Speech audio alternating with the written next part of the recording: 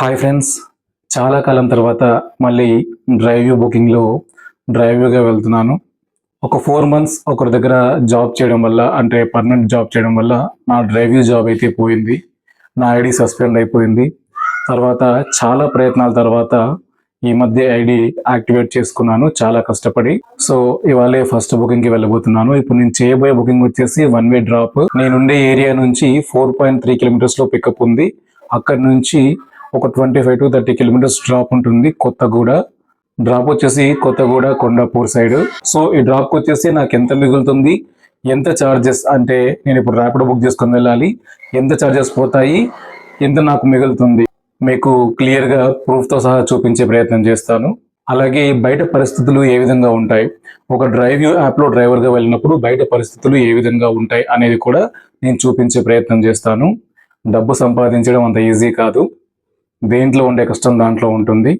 అదేంటో నేను ఈరోజు మీకు చూపించబోతున్నాను. బుకింగ్ అయితే ఇప్పుడు మార్నింగ్ 9 AM ఉంది.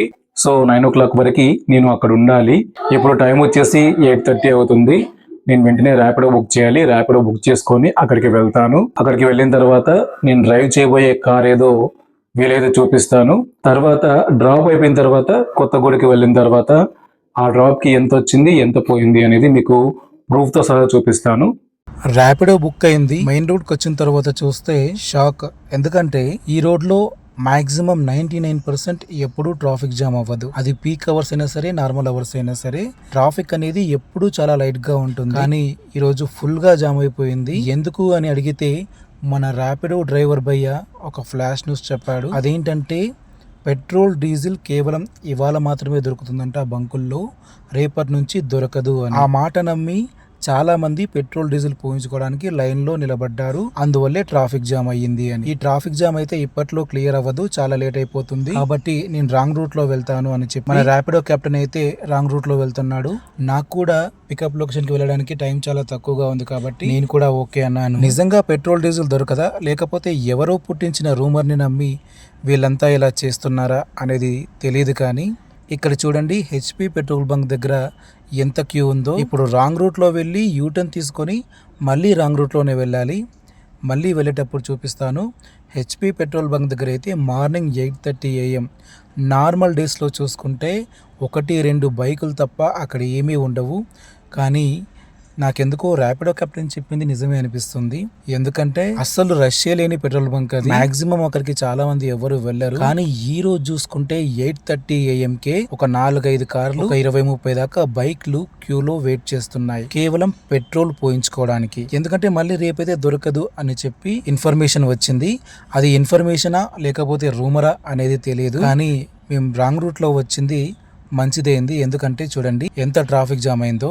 ఇక్కడ ట్రాఫిక్ జామ్ కావడానికి గల కారణం ఏంటంటే ఈ రూట్ లో భారత్ పెట్రోలియం పెట్రోల్ బంక్ ఉంది. అది కొంచెం ఫేమస్ అన్నమాట. అక్కడ క్యూ అయితే ఉంది, కానీ లోపలికి ఎక్కువ వెహికల్స్ రాకుండా బారికేడ్స్ కూడా పెట్టేశారు. అంటే పెట్రోల్ డీజిల్ స్టాక్ బహుశా అయిపోవచ్చిందేమో.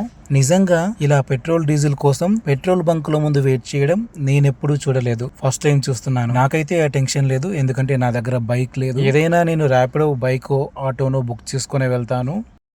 నేనైతే కస్టమర్ లొకేషన్కి రీచ్ అయ్యాను ర్యాపిడోలో. నాకు ర్యాపిడో ఛార్జ్ 53 రూపీస్ అయింది. ఇగో ఇదే లొకేషన్, జాగృతి రెసిడెన్సీ. లోపలైతే ఫ్లాట్స్ ఉన్నాయి. అక్కడ సెక్యూరిటీ చెక్ ఉంటుంది. అక్కడ వాళ్ళు ఫ్లాట్ నెంబరు, ఇంకా block number, customer door number కరెక్ట్గా చెప్తేనే వాళ్ళు లోపలికి అలౌ చేస్తారు. కానీ కస్టమర్ అయితే ఫోన్ లిఫ్ట్ చేయట్లేదు, కాల్ ఫార్వర్డింగ్లో పెట్టుకున్నారు. కాల్ చేస్తుంటే కాల్ ఫార్వర్డింగ్ వస్తుంది. ఇట్లా ఉంటాయి గాయస్. కస్టమర్ లొకేషన్కి మనం ఫస్ట్ వెళ్ళాలి. వచ్చిన తర్వాత వాళ్ళు ఫోన్ లిఫ్ట్ చేసి ఆన్సర్ చేసి కరెక్ట్గా రెస్పాండ్ అయ్యి మనం ఆ బుకింగ్ కంప్లీట్ చేస్తేనే మనకి ఏదైతే అమౌంట్ స్టార్టింగ్లో చూపిస్తుందో ఆ అమౌంట్ మనకు వస్తుంది. లేకపోతే టైం మొత్తం వృధా అవుతుంది. క్యాన్సిలేషన్ ఛార్జెస్ వస్తాయి, కానీ చాలా తక్కువ. నిజం చెప్పాలంటే మనం పెట్టుకున్న ర్యాపిడో ఖర్చులు కూడా మనకు రావు. డ్రైవ్యూ అనగానే రోజుకి 2,000 సంపాదించవచ్చు, 3,000 సంపాదించవచ్చు అని చాలామంది చెప్తూ ఉంటారు. కానీ అది రియల్ కాదు. రియాలిటీ ఇట్లాగే ఉంటుంది. బుకింగ్ దగ్గరికి, అంటే మనం పికప్ పాయింట్కి వెళ్ళిన తర్వాత బుకింగ్ యాక్సెప్ట్ అయ్యి మనం ఆ బుకింగ్ కంప్లీట్ చేస్తేనే మనకి ఎర్నింగ్స్ అనేది రావడం జరుగుతుంది. లేకపోతే లేదు. చూద్దాం, వెయిట్ చేసి కస్టమర్కి మరోసారి కాల్ చేసే ప్రయత్నం చేద్దాం. ఒకవేళ బుకింగ్ క్యాన్సిల్ అయితే మనం ఏమీ చేయలేము. మొత్తానికి ఒక 15 నిమిషాల సస్పెన్స్ తర్వాత కస్టమర్ అయితే రెస్పాండ్ అయ్యి వాళ్ళ డ్రైవర్తో కాన్ఫరెన్స్ కాల్ తీసుకొని నాకు కార్ కీస్ అయితే ఇచ్చాడు. ఇదే మనం డ్రైవ్ చేయబోయే కార్ ఈరోజు. First booking Toyota Hyryder. సుజుకీలో గ్రాండ్ విటారా ఉంది కదా, దాని కాపీ మోడల్ ఇది. డ్రైవ్యూలో ఒక డ్రైవర్గా జాబ్ చేయాలి అంటే automatic and manual car driving పర్ఫెక్ట్గా వచ్చి ఉండాలి. ఏ టైప్ ఆఫ్ కార్ బుకింగ్ మనకి వచ్చినా కూడా ఆ కార్ని పర్ఫెక్ట్గా డ్రైవ్ చేసే కెపాసిటీ మనకు ఉండాలి. మనం కస్టమర్ లొకేషన్కి వెళ్ళి కార్ చూసేంత వరకు మనకి అది ఏ కార్ అనేది తెలీదు. కేవలం ఆటోమేటికా, మాన్యువలా, ఎస్యూవియా, లేకపోతే హ్యాచ్ బ్యాకా, లేకపోతే సెడానా, ఇవి మాత్రమే తెలుస్తాయి. ఇదైతే ఆటోమేటిక్ ఎస్యూవి. సో వెళ్దాం, కొండాపూర్ వెళ్ళి అక్కడ వెహికల్ ఇచ్చేస్తే మన జాబ్ అయితే అయిపోతుంది. తర్వాత ఈ జాబ్కి నాకు ఎంత పేమెంట్ వచ్చింది, ఎంత ఖర్చు అయింది అనేది నేను మీకు క్లియర్గా ప్రూఫ్తో సహా చూపిస్తాను. ఇప్పుడైతే మనం స్టార్ట్ అవుదాం. బయట ట్రాఫిక్ సౌండ్ చాలా ఘోరంగా ఉంది, ట్రాఫిక్ కూడా చాలా ఎక్కువగా ఉంది. చూద్దాం సికింద్రాబాద్ నుంచి కొత్తగూడ వెళ్ళడానికి ఎంత టైం పడుతుందో.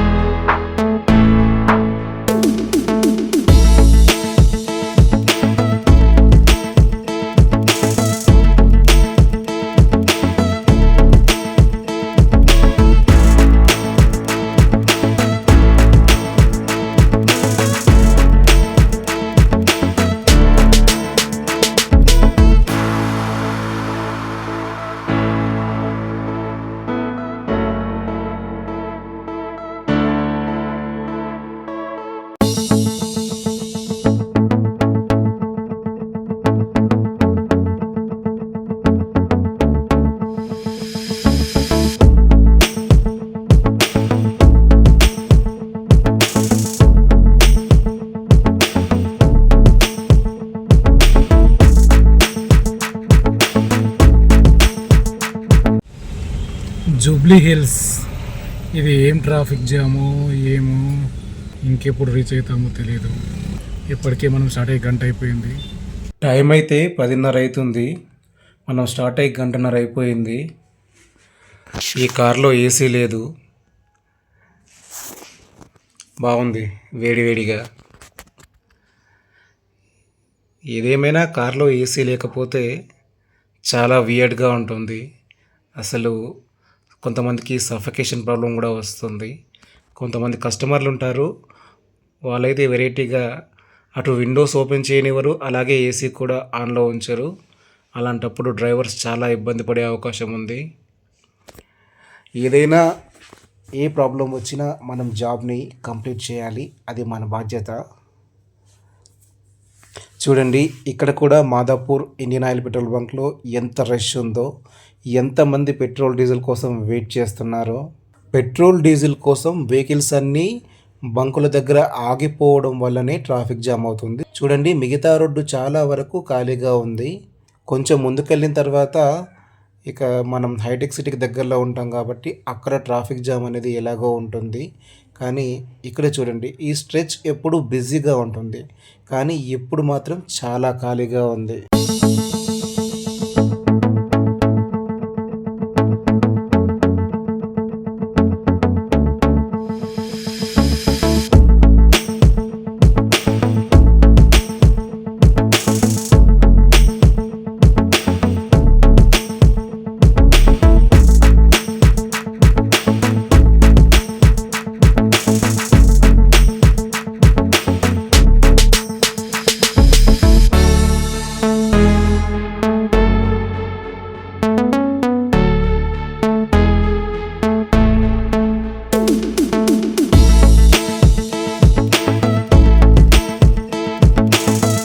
సో మొత్తానికి బుకింగ్ అయితే కంప్లీట్ అయిపోయింది.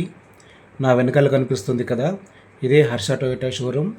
నేను లోపలికి వెళ్ళి వెహికల్ని అక్కడ హ్యాండ్ ఓవర్ చేసి కస్టమర్కి కాల్ చేసి పేమెంట్ గూగుల్ పే చేయించుకొని బయటకు వచ్చేసాను. ఒక 40 మినిట్స్ వెయిటింగ్ తర్వాత నాకు నెక్స్ట్ బుకింగ్ అయితే దొరికింది. అది 2 అవర్స్ బుకింగ్, కానీ నాకు ఎందుకో ఎక్స్టెండ్ అవుతుంది అనిపిస్తుంది. అయితే నాకు ఈ బుకింగ్కి ఎంత మిగిలింది అనేది ఇక్కడ స్క్రీన్ పైన చూపిస్తున్నాను, చూడండి, ప్రూఫ్ చూపిస్తున్నాను. నాకు ఈ బుకింగ్కి మిగిలింది 430 రూపీస్ చేంజ్. స్టార్టింగ్లో కస్టమర్ పికప్ లొకేషన్కి వెళ్ళడానికి నాకు 53 రూపాయలు ర్యాపిడోకి ఖర్చు అయింది. సో ఈ 53 రూపీస్ మైనస్ చేస్తే 383 రూపీస్, 383 రూపాయలు ఈ బుకింగ్కి నాకు వచ్చిన నెట్ ప్రాఫిట్. ఇప్పుడు నెక్స్ట్ బుకింగ్కి వెళ్ళడానికి నేను ర్యాపిడో బుక్ చేయట్లేదు, ఎందుకంటే 1.4 కిలోమీటర్ రేంజ్లో ఉంది ఆ బుకింగ్. ఈ 1.4 కిలోమీటర్ కూడా ర్యాపిడో బుక్ చేస్తే అది రావడానికి చాలా టైం పడుతుంది. అది వచ్చేదాకా వెయిట్ చేసి పికప్ లొకేషన్కి వెళ్తే చాలా టైం వేస్ట్, అలాగే మనీ వేస్ట్. అందుకని నేను బై వాక్ వెళ్ళాలి అనుకుంటున్నాను. అయితే మొత్తానికి నాకు ఈ బుకింగ్ అంటే నెక్స్ట్ బుకింగ్, ఫస్ట్ బుకింగ్లో 383 రూపాయలు మిగిలింది కదా, సెకండ్ బుకింగ్ 2 అవర్స్కి నాకు ఎంత వచ్చింది, ఆ బుకింగ్ ఎక్స్టెండ్ అయ్యిందా లేదా, మొత్తానికి ఆ బుకింగ్కి నాకు ఎంత వచ్చింది, తర్వాత నెక్స్ట్ బుకింగ్ ఏదైనా చేశానా, మొత్తానికి ఈ ఒక్క రోజులో నేను ఎంత సంపాదించాను అనేది నెక్స్ట్ వీడియోలో చెప్పే ప్రయత్నం చేస్తాను. ఎందుకంటే ఇప్పటికే వీడియో లెంత్ చాలా ఎక్కువైపోయింది.